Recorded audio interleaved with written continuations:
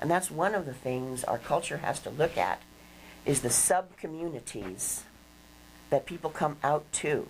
And whether they are religious or social or business or cultural, there need to be resources that resonate with the need of the individual, so that they can come out to friendly faces.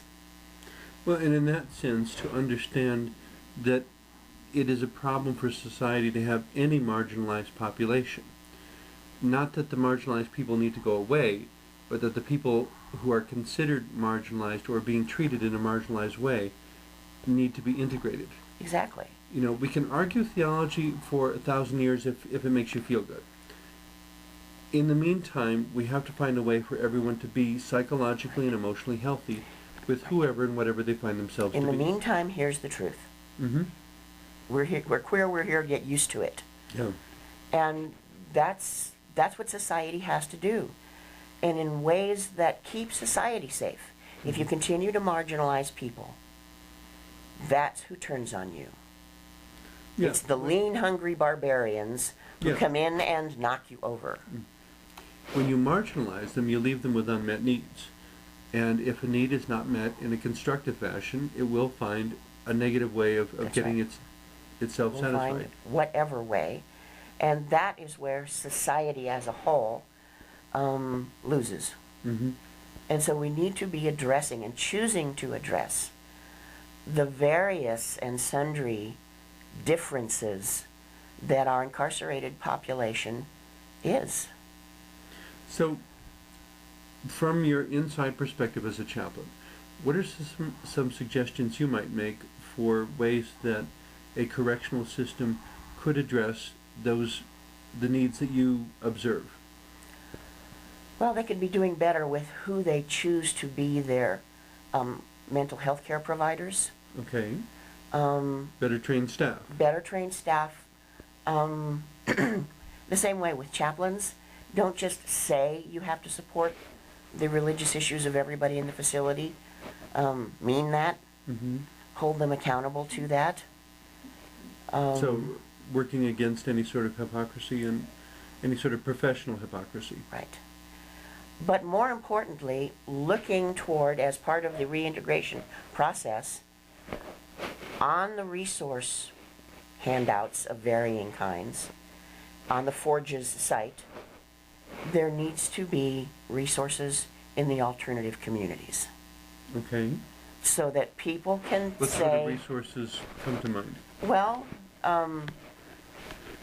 in the gay community in Denver, okay? Where is the community center? What sort of things are available?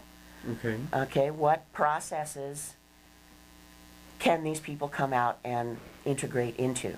Here are people who don't think I'm weird, who are willing to accept me as I am. And that keeps people from choosing the downside of the response. Okay. And I was going to say maybe even some examples or possibilities of creating new social networks. Oh, absolutely. I, just off the cuff, I was talking with a woman a couple weeks ago who suddenly found herself single again and looking for a partner after a number of years, and had been out of the loop and didn't know where to start. And, you know, asked, you know, are there any websites for where lesbians meet or something? And of course, I wouldn't know what they were. You know, and it's like, is the Three Sisters still around? Yeah. You know? I mean, all the businesses, the establishments, the things they knew before, but the world has changed. Right. And they're coming out into a whole new system. And it's changed for everybody. And every inmate comes out to a world with cell phones, and you cannot survive without a computer, but coming out with spiritual lacunae in your life and relationship concerns and who is my community, those are pretty scary. Yeah. Well, which is where having some sort of connection with some sort of religious group might provide an initial social setting in which the people could get to know you, and if there are certain professionals in that social group they may know of opportunities to which they could direct you.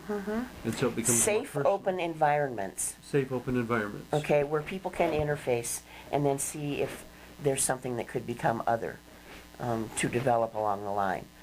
There are Which that is- for religious communities, but there need to be more of that for social communities. Social communities, professional communities, hiking clubs, biking clubs, book clubs, whatever. You know, if someone is just an avid book reader, well, that's a good place to start too. You know, I mean, I would think every library you could find in the city would have some community bulletin board where you might find out about book discussion. And you need to know about that. But like, for instance, on the handout sheet that we as pagans give to our pagan people coming out, where are the pagan bookstores? Where are the pagan community centers? Where are the open full moons?